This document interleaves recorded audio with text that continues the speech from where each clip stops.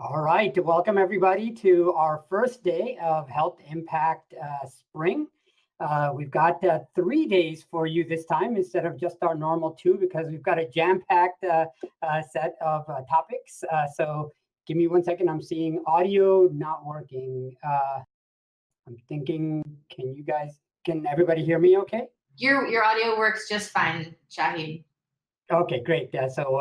I'll ignore the message about audio not working on Vizavo then. Awesome. So again, welcome everybody. What we're going to do today is we have about three and a half sessions to start off the day today, and then we're going to have a whole bunch of sessions tomorrow and Friday as well. And we've got a mix of different topics as we normally do. We'd love for you guys to ask questions during our conversations as we normally do.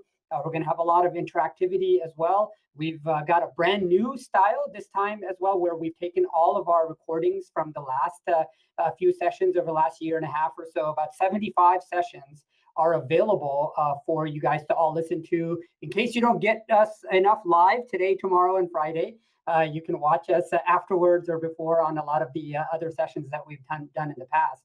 Our topics are going to be very similar to some of the ones that you've heard in the past, but we've got a lot of new material that we're focused on because the hybrid healthcare model is now migrating towards hopefully something close to back to normal. And we're going to want all of our panelists and our speakers to talk about what we've learned over the last year and a half, how much is staying and how much is moving towards our post-pandemic areas. So we've got several topics today, including cybersecurity and hybrid care, but we're going to start the conversation off talking about what it means to actually partner for technology and purchase it instead of just saying we're purchasing. So instead of having a vendor-vendee relationship, which is pretty non-helpful when you are doing complex things like digital therapeutics, digital health, and health IT, we'd start off this conversation today, this afternoon, on our first day of the next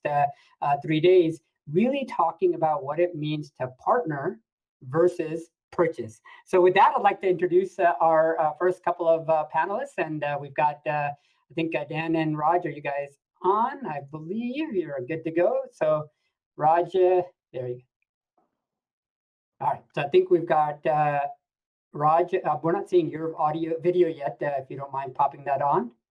If you look in the top left corner, Raj, where the video button is. Great, welcome.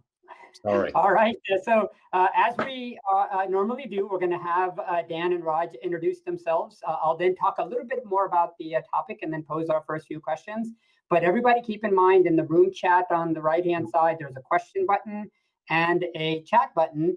If you're just saying hi to your fellow audience members, by all means, jump in there. But if you've got some questions for us, just hit that question button and we'll get that interactivity going. Of course, we can also bring people on live if you'd like to join us towards the end of our conversation. But with that, Dan, I'd love for you to introduce yourself and then we'll go to Raj as well. Sure, absolutely. So my name's Dan Durand. I am the, actually this is 2 minutes hot off the press, as former Chief Innovation Officer with LifeBridge Health and starting my role this hour as Chief Clinical Officer. And not much will change in terms of what I focus on. In some ways, it'll always be important to use technology and get the right outcomes for patients. And so I'm a radiologist by training. I've worked a lot these last 3 years in technology, and a lot of that has been around integrating things like point of care diagnostics, or optimizing the electronic health record, or various different mobile phone engagement platforms for patients. And yeah, we're going to be talking about operationalizing innovation. So I hope the change, congratulations are in order, right? You weren't forced to it. No, not at all. This is anything. Absolutely one of my longtime ambitions, and I'm very happy about the role. You know, like I said, there's a lot of technology that's included in the scope as of 10 minutes ago, and you know, the 3 years before that as Chief Innovation Officer. So absolutely, no, we've known each other for a while, and that promotion just sounds fantastic, and they couldn't have picked somebody better for the job. So congratulations, and with that, Rajesh, we'll let you introduce yourself. Hey, thanks, Shahid, and Dan, good to meet you, and congratulations. You're celebrating with all of us here, so feel privileged on that. So Shahid, my name's Raj Agarwal. My current role is actually not within a health system. I'm the Chief Growth and Strategy Officer for a company called Panda Health, which we'll probably talk about. It's a digital health marketplace. But my background is, as Dan said, as a clinician. So I'm a GI surgeon, minimally invasive surgeon, as a PhD scientist in virtual reality and robotic technologies. And then most recently was at the Jefferson Health System in Philadelphia, where I pretty much did the job that Dan just gave up of Chief Innovation Officer and leading strategic ventures and partnerships at Jefferson. So great to be here again, and thank you for the opportunity. No, absolutely. Welcome to both of you. So let's talk about this overall discussion around what it means to partner versus purchase. And what exactly does that mean? I know, Dan, you guys have been doing some very interesting things at LifeBridge and how you want to engage with the innovation community, how you want to go and figure out what is coming next with respect to technology is concerned. So talk about what does purchasing versus partnering mean to you guys? Can I start? Is that cool, Rajesh? I'll give my, my 2 cents on this. I think it makes the most sense if you've worked with a startup, as Rajesh does currently, and I had the, honor of doing that with a couple different startups. And at one point in my life, my main job was with a startup. I was still working a little bit part-time clinically, which is not uncommon, but I worked as the founding vice president of clinical transformation for Evolent Health, which later became one of the early kind of value-based care digital health IPOs. And what I learned in that process was that those are very mission-driven companies. It's really, none of that stuff happens fast. People kind of hear about these companies and they see them explode sometimes positively, and they have their opinion about what goes on there.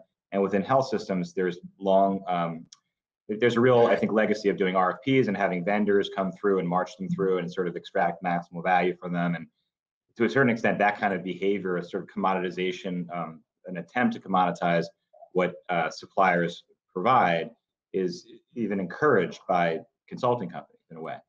What I've sought to do that I think makes life more interesting and more rewarding is really to think about all of those employees at a startup or a company that's going to work with you as not your own employees, but an extension of your own value set, that they're in it.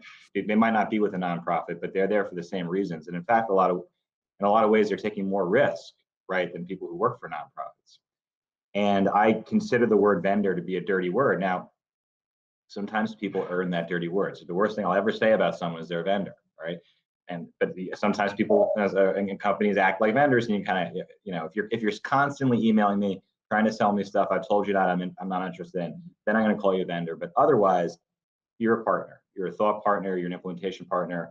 You're part of the healthcare team, and you just get better results from folks when you engage them on their values than just trying to commoditize them and get them to sharpen their pencil and deliver, because they're always going to under-deliver if you put them in that mindset.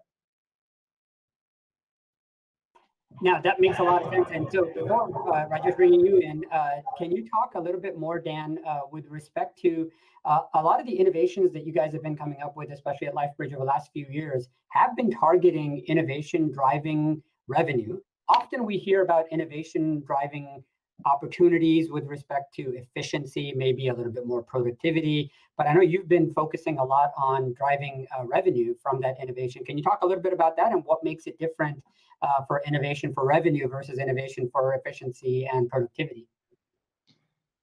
Well, they can all be related, right? I mean, in the right with the right portfolio of a health system, if you have typically have more value-based contracts, and if you're at risk for kind of getting health outcomes, and that's where your revenue is tied to more one way or the other, whether it's through cost cutting or getting more kind of lives on the platform and attributed to your value-based care platform. A lot of things that others might look at as just being efficiency drivers can actually drive revenue. It depends on what you name revenue. One person's cost, right, is another person's or another entity's revenue. With digital, it's also a little bit different. So when you talk about access, you kind of talk about both sides of the equation. If you're talking about access, you can be talking about something that drives traditional fee-for-service, volume-oriented revenues, but it can also drive population health savings if folks are able to access a more efficient site of care rather than drive down to an ER or let their condition worsen and then wind up in a hospital. So those have been two of the ways that we're able to use innovation to drive revenue. One is a focus on access, specifically digital access, seamless customer experience. It goes by a lot of different monikers these days, but I just call it access because it doesn't always have to be digital. And then the other piece is if you're aiming your innovations at your value-based populations, then what looks like a cost-cutting mechanism can be a revenue driver to your MSO if you have returns to value, low total cost of care, high quality, or some mix, and you're able to bring payments in through those contract structures. Yeah, that makes a lot of sense. And I think that when we look at, from a productivity and cost efficiency perspective, nothing wrong with that. But I think if we drive towards better top line revenue with respect to our innovation, we start doing the harder things rather than just the easy, low hanging fruit kind of things that is easier to get approved, but may not be dramatic enough from the outcomes perspective to actually retain that innovation long term. So many pilots start, so many little experiments are beginning because we're saying, hey, this is really hard to do, so let me just run this quick experiment to see how it goes. But really keeping it sustained and growing long term is really, really hard. That's why I kind of like what you're talking about with terms of revenue. Revenue is not a dirty word here. We're not saying anything wrong anybody's doing. Revenue here means that if you're being paid for something, it's usually of some value, right? So you're creating value, and that's where you're trying to cite the innovation. So Rajesh, tell us a little bit about, as you were leaving Jefferson, what did partnering versus purchasing mean to you there? And now in terms of you advising health systems, you're also talking a little bit about the same purchasing versus partnering. What does that mean to you from the outside of a health system versus where you were on the inside? Great. I could take the whole session to talk about that and more, so I'll try and keep it succinct. I think the first thing is going back to what Dan said. I love the approach of vendor's a dirty word, and it's about partner. And I think back to even when I was a kid and when my dad would, go and buy a new car, right? There was one dealer here and there was one dealer here, and it wasn't just on price, right? It was, if this dealer gives you better service, right, then we're going to go and spend a little bit more, because we know that, when your car breaks down, you need it to be fixed. And then in those days, this is what, decades ago, it was around, you got to buy the service package. You spend whatever you do on the car and then you buy the service package, right? Now, the service package comes with the car, right? It's part of the price, right? It's 60,000 miles or 5 years or whatever. Like no one even says, yes, do you want to buy the extra add-on, right? And I think that philosophy hasn't come into healthcare. It's coming, right? You hear all this, even if it's the big OEMs that say, we don't want to be device companies anymore. We want to be solution companies, right? We want to provide you a solution. Even, the robotic companies are saying, we want to lease you the robot because we want you to have everything that you want and be that full solution. So that is certainly something that we're hearing from the industry. And then going back to what you said around partnering, I want to take what Dan just said around that kind of increase of revenue and make it even more precise around what's happened to society in the last 12 to 15 months with COVID, but specifically health systems, where we've seen revenues down 30% and a lot of change in how people think about healthcare. And when I was at Jefferson, and this was kind of pre-COVID, I'd say generally, it was, why should we partner? Well, we should partner because we can get in earlier with companies. We can co-develop stuff that isn't available. We don't want A, B, or C. We want a bit of B and a bit of A and some of D, right? And so let's partner with, whether it's a Livongo or an InTouch or an Ambulance, right? And try and do that together. And then it was about, well, if we do that, we'll get a stake in the company. So there's going to be alternative sources of revenue. And then it creates this reputation, which, Steve Klasko has done an amazing job of with the rest of the team at Jefferson, where this is the place where startups don't come to die, right? We actually think pilot is a dirty word, right? I hear what you're saying, Shahid, and then on that kind of, so that was the approach at Jefferson and still is, right? Around partner, don't build or buy, right? But now when you think about that from, and you said, we're talking about a lot of dirty words, but revenue is not a dirty word, right? And where I see that, and this is from the lens of Panda right now. So Panda is a digital health marketplace that has health systems that want to buy technologies, right? Digital health technologies, and vendors that want to sell into them. And let's try and get rid of the one by one approach, the 12 to 18 month sales cycle. Let's do standard RFI and RFP. Let's do standard contracting. Let's do standard technical security evaluations. Let's do standardized sourcing to find best in class, all of that kind of stuff. But the key part of this is when you talk about increasing revenue, what we've been hearing from the health systems that are buying digital solutions through Panda is that they need more patient acquisition, right? So patient scheduling tools, patient messaging tools, virtual care. So that is bringing more patients into, you know, the digital front door or just the front door. And that has been the focus of the last 12 months of what we've been hearing that health systems want at Panda. And then we were just on a call today with a few of the health systems from Panda, and they're saying, that's great. We're now integrating all that. Now we need to manage our patients, right? You know, when they leave us, right? We want them to know that they care. And that's that kind of continual. And what was said on the call this morning was, then that is, it's not linear, it's circular. So then if you manage those patients, they're going to come back, right? And they're going to come back and have their colonoscopy with you rather than say, well, they don't care about me. And then going back to that kind of, you buy the car, you great service for 3 or 5 years, guess what? You're going to buy your next car from that same dealer again. Yeah, and the car example is really good. And one way I kind of align with who is really a partner versus not is, you guys are almost always at financial risk because you're going to get, you know, patients come in, you're going to do the service, and then you get reimbursed for it from insurance. Hopefully, sometimes you don't, sometimes, most of the time you do. But a true partner would take a financial risk with you, right? Maybe Dan, talk a little bit about what are the the innovatee relationships where you think about a true partner that takes a financial risk with you versus a partner who's like, look, you're going to still pay me. We're going to be as partnerish as we can, but not if you guys take a loss. So tell me a little bit about how do you feel about working with a partner with financial risk or without, and how do you determine which ones you're willing to work with? Yeah, I think you want to be aligned on creating an optimal solution that gets both parties what they want. So I do a lot of work with startups, and that's definitely going to kind of shape my perspective on this. If you're working with more mature companies, more mature offerings, you might still want some of the alignment, but the interaction and what it means might be a bit different. So I'll give you an example. We have a mobile phone patient engagement tool that we use at LifeBridge that is part of a larger offering from GetWell. And you know, before it was with GetWell, it was with a startup.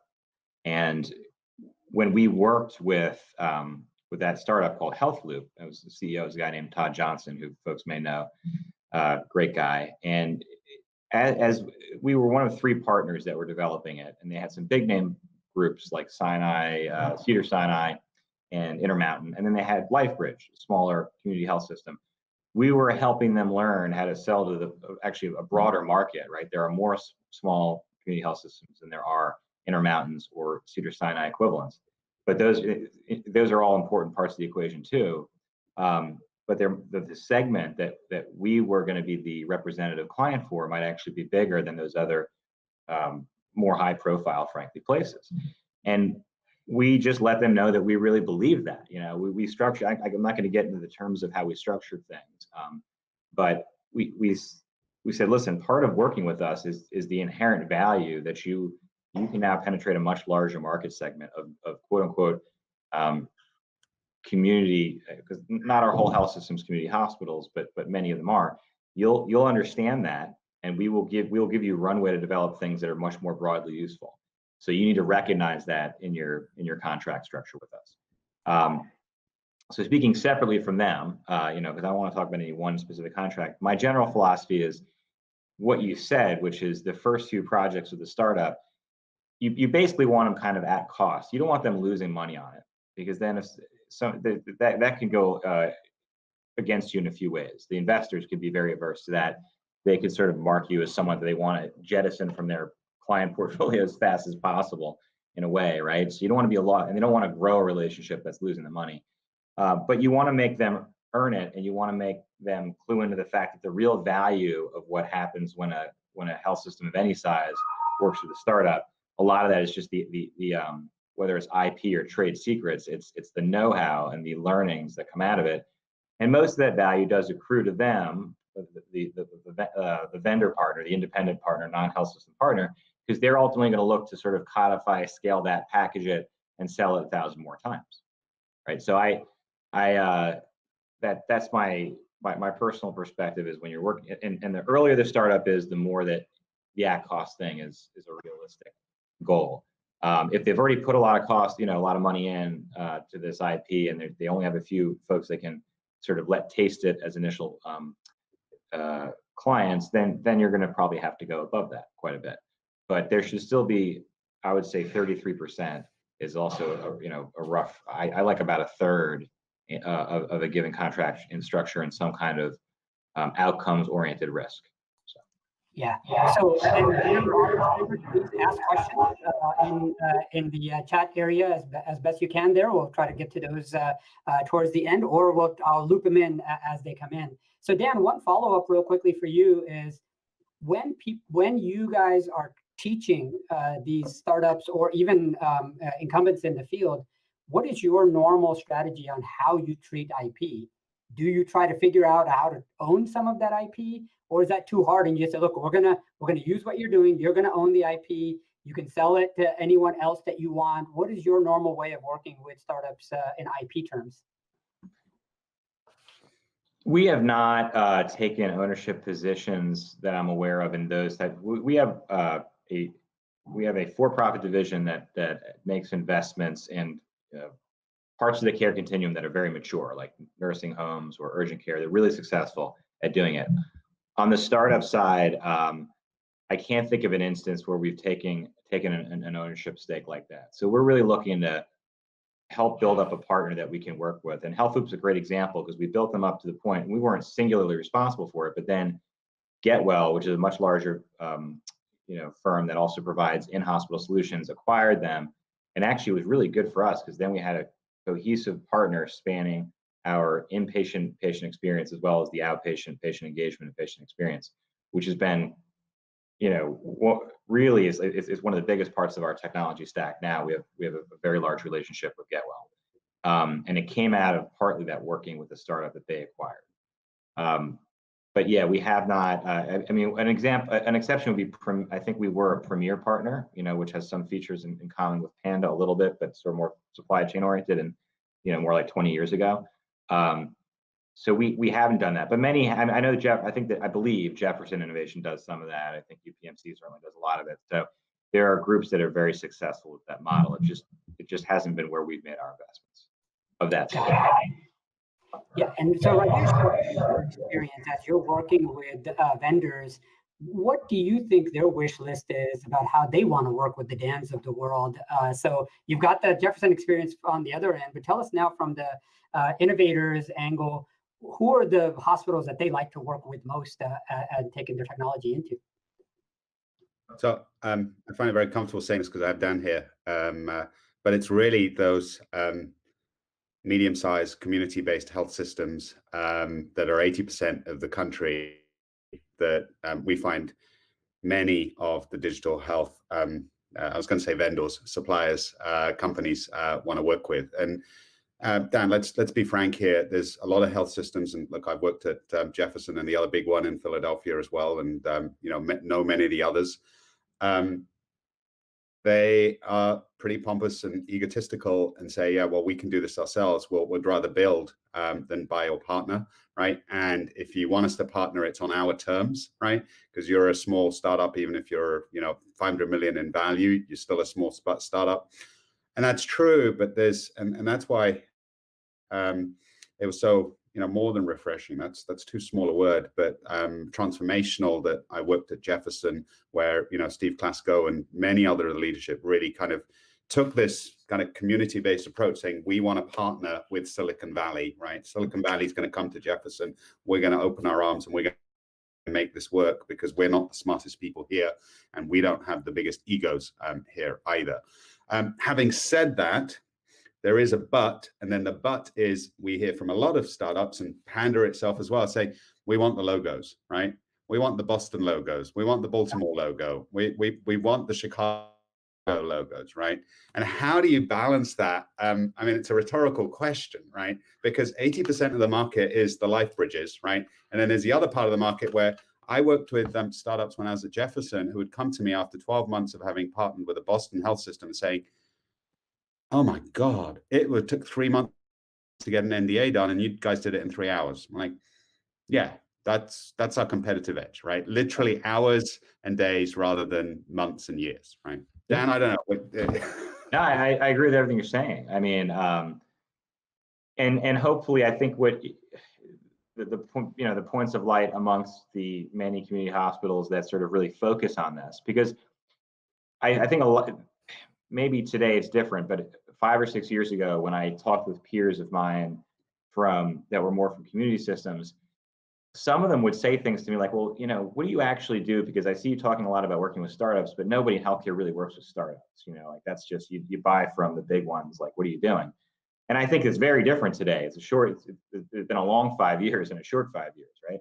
I think everybody's working with digital health startups now, but a lot of it did start on the academic side. So there is that, there's that early adopter aspect of some of what we've done, and what we're hoping to do is ultimately be a logo that has that meaning, like a logo that at least when this is from me, it's not an official position, but I think that part of what a community health system, LifeBridge being an example, we have a focus on really getting to the consumer and being very accessible and digitally accessible, and all the willing to work with whoever we have to get there. Understanding that in this world of digital health, the talent that you're competing for from a developer, from a user experience perspective, is really hard even for Google and Amazon to retain these days. And it's next to impossible for a health system to master this, along with all the other really difficult stuff involved in keeping people healthy and alive, particularly during a pandemic, right? So it is the partnering, because you're going to really stumble if you try to build on your own. And I would say it's become very clear that most of the big academic giants that you're referring to, while a lot of those places are doing research that churns out the next mRNA vaccine, I mean, they're doing that. A lot of them are falling, squarely on their face when it comes to accessibility and a lot of this digital work, because they are too much trying to own it and they don't really understand it, and they aren't a place that retains that talent. Some of them are associated with universities that train that talent and have some great examples of people that are doing cutting edge computer science or quantum computing, but that is very different than sort of being able to retain people that want to create companies and create products. And most of those big academic centers, I don't think are doing themselves and their patients a service by trying to develop all that in-house. And I'd like to add to that. I think there was some feedback. Sorry, I don't know if that was me.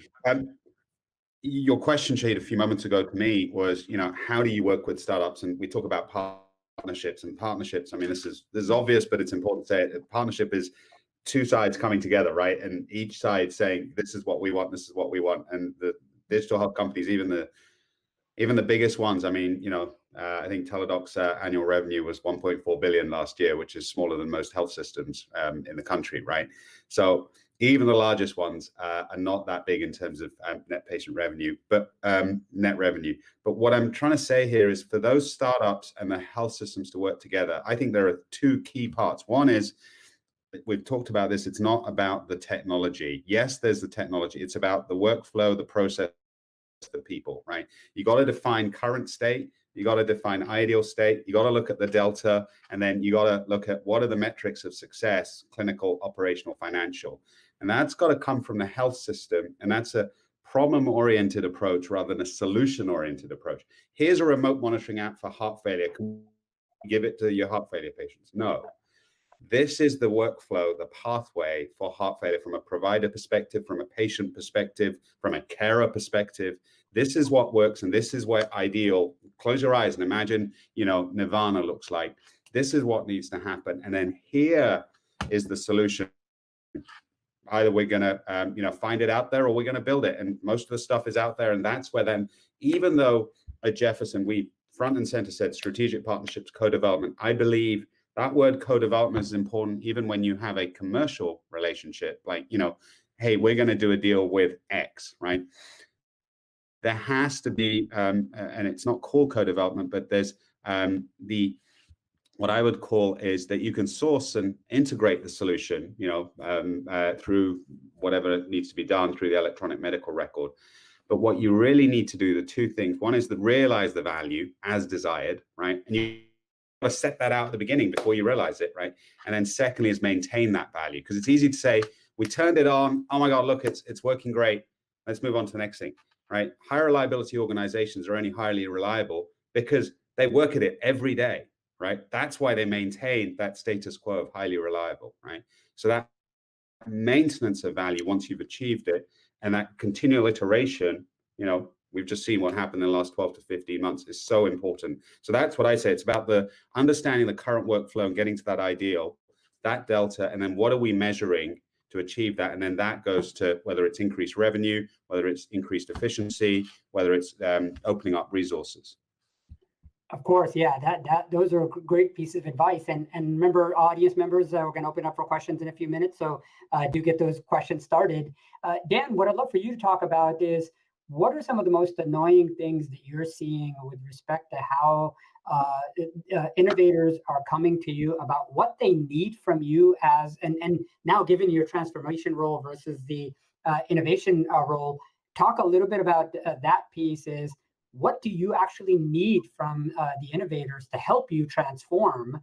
And this is where we've got to move beyond ideation and experimentation and piloting into real transformation. How does that come about? And what are some of the most annoying things that you see vendors and innovators coming to you with help for that you can't actually help with, but not asking you about things you can actually help them with? Any kind of comments there?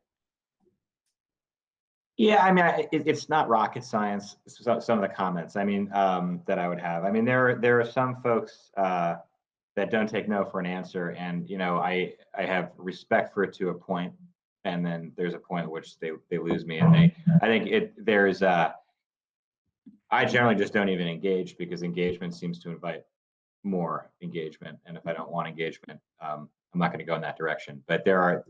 So I think that, targeting individuals, understanding your CRM and how many times you've sent an email out or a LinkedIn message out to a given person at a health system is, and then if you've been told no, and then they hear that you're sort of introducing themselves to other executives and saying they talk with you. I mean, you see this behavior, unfortunately, out there. That kind of inbound became like really, really prevalent about a year ago when everybody was locked indoors. It seemed like a very human thing for folks to do. Or, I could only imagine being in a startup when COVID hit. It was probably incredibly frightening to be part of a small organization when that was going on. And the sales team seemed to go in overdrive. And, I'll be honest, I've sort of been laying off LinkedIn for like a year because of it went from being like a pleasant way to interact with folks to just being this deluge of people trying to sell you stuff. And it really was around the lockdowns that's the only thing I could attribute it to. It's eased off a bit lately. I would just say, don't do that. And then also in that same vein, there's been, during the winter, there were folks that would be just, even with some of our better partners, frustrated with hospital systems at a time when it was really rough to be in the hospital system. Just like, it was not a great couple of winters, no matter how far you might be from delivering care at the bedside, you're still sort of dealing with a lot of the disruption that happened, and some of the, it didn't happen widely, but it was a scary time to be in healthcare. And so I think I did have to take some vendors aside the last year or so and say, listen, I need more patience out of you, because the people we're trying to engage at the front line are like really scared, really tired, have seen a lot of really bad things. And we need to give them, like, we were going to implement this, and I know it's really important to you and your startup, but I need 3 months, because that team doesn't need anything new right now. They need to gather themselves, right? So that's been when you said annoying, those are the two annoying things about the last year have been, just like maybe like too much energy and not enough patience with people in the old model. And that's the last thing. It's like really understanding and respecting that so much of healthcare, is going to remain the old model. Like the patient-provider relationship is going to remain analog, and to a certain extent, there's this sacrosanct nature of that. Like, and it has to be. If you talk too much about disruption and disintermediation and how stupid it is the way we've always done things in the analog medical world, you may be right a lot of the time, but that can really chafe the wrong people and make it harder for someone like me to get the medical system to sort of accept you rather than reject you. Yeah, makes a lot of sense there. So how about in this one area, and I'd love for like a quick conversation between Dan from your perspective as a buyer, and Rajesh, you coming from a buyer to now helping vendors come in. It sounds like there's a problem of mismatched lead management, knowing where somebody is actually a real prospect versus somebody that I'm just trying to figure it out. So this I blamed a lot of hospitals and health systems. If you're not transparent in what you are looking for, then you can't blame people. Keep asking all kinds of different people saying, do you need this? Do you need that? So what is it that you guys are teaching, Raj, from your perspective, hospitals and health systems, about how they should communicate out to the innovation community from the hospital perspective to say, you know what, if I don't have an RFI, I don't really need what you're selling me. Or if I don't have an RFP, stop asking me questions. Is that reasonable? Or should the innovator community say, look, I'm innovating something brand new. You don't know that you don't need me, so I need to get to you, and maybe in some cases annoy the Dans of the world doing a real job on a daily basis, trying to take care of patients. How do you actually convince or convey what the needs are at a hospital so that the innovators know who to chase versus not? Rajesh, that's for you, and then you can jump in. I have two kind of references to that. One is in my role at Jefferson, and one is in my current role at Panda. Jefferson, I always used to say, I don't actually only work for Steve Klasko. I work for the CEO of every company that we've partnered with, right, as well, right? And I was the coach, the middleman, right, where I was coaching our executive lead sponsors on whatever we're doing, whether it's Livongo or Ambulance or a small company, saying, this is how you need to talk to the startup, right? This is what they need. And then similarly coaching the CEO, the CTO, saying, this is what's happening at Jefferson right now. Don't go off and show them the new technology that you've been working on, because they actually just are still working on getting their heads around what you showed them 3 months ago, right? So that kind of coaching, it was like pre-meeting, post-meeting, that's a lot of what I did. And then taking that frame, what we do at Panda is we go out on a category by category approach, whether that's an advanced patient scheduling category, a remote patient monitoring category, a workforce management category. And this is really hard. We do what's called category intelligence. We figure out like what is the definition of the category, what are the value drivers of the category, what is required to actually implement that solution, right? And then through that, get a long list of suppliers and then narrow the funnel through doing a Panda RFI, RFP, through doing a Panda technical security eval, through doing a Panda sourcing and getting to those 3 to 5 best in class. We do all of that clunkiness on the supplier side, narrow the funnel. And that's kind of what you'll hear about Panda. But what I've realized, going back to my day at Jefferson, is the health systems that are working with Panda, we're doing the same thing of narrowing the funnel in terms of the health systems that we're putting in front of the digital health suppliers. And what I mean by that is we go and we start with the C-suite, and then we go down to, is it the head of digital? Is it the head of population health?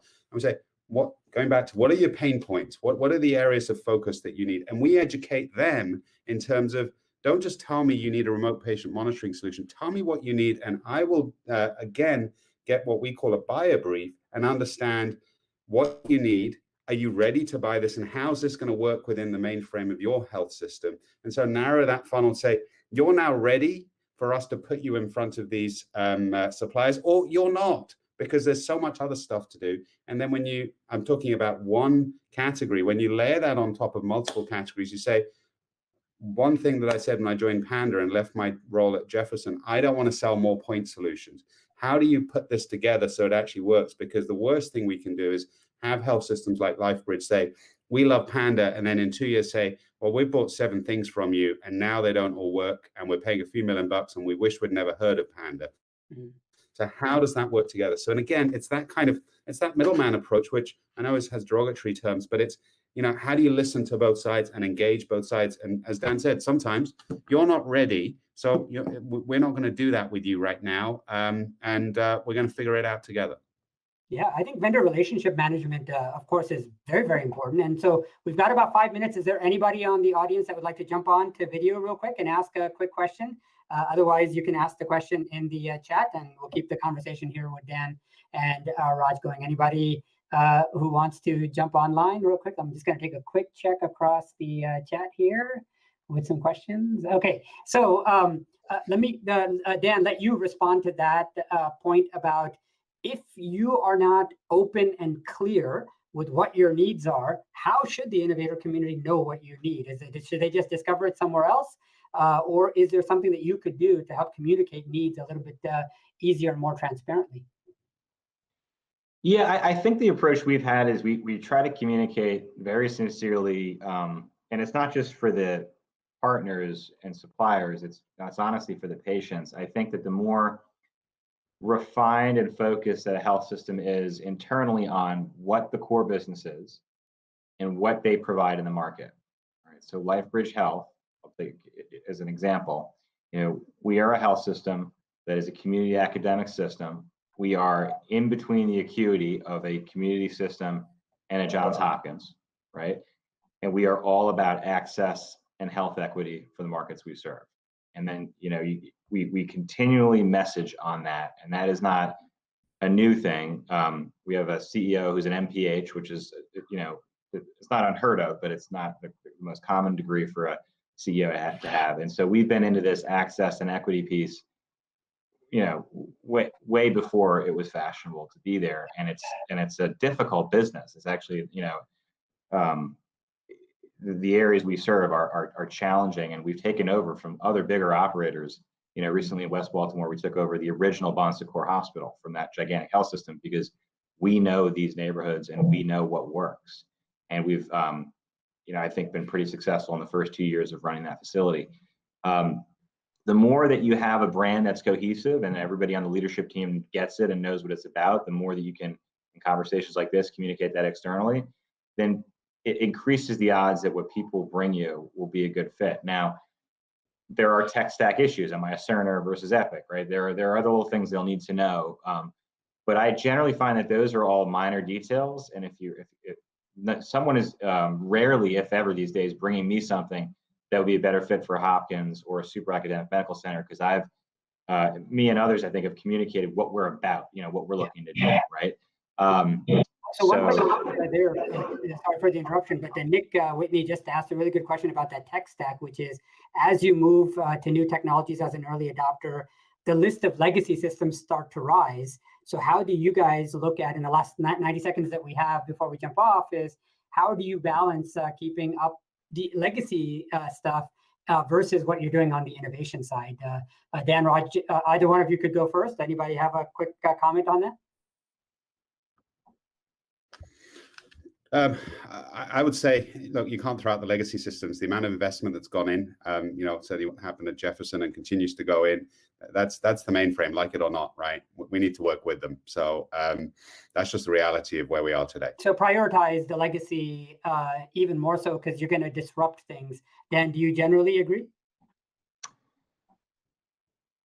Yeah, I mean, at some point, the legacy stuff probably does need to be sunset. I mean, you can't run forever, but you have to have a healthy respect for it. For us, I think it's a continual focus of every year or every 18 months.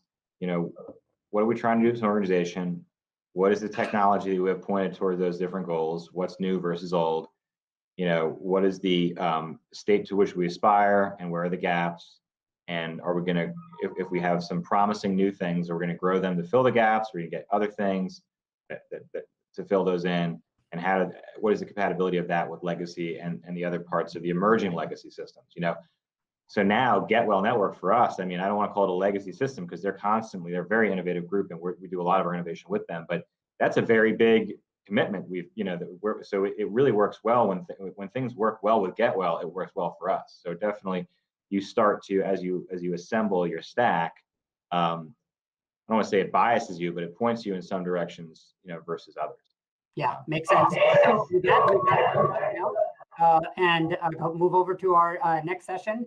Please join us over there. And I saw Matthew Holt ask a question about any technologies or platforms that help patients do mass lawsuits. There is actually another startup that I'm aware of that is working on that. So Matthew, reach out to me separately. We'll connect on that to get you going. All right, so we'll see you on the next session that's starting right now. See you guys. Thanks again, Raj. Dan. Thank We'll you. see you next Thanks, time. Dan. Thanks, Rajat. Bye. Thanks, Saeed. Bye.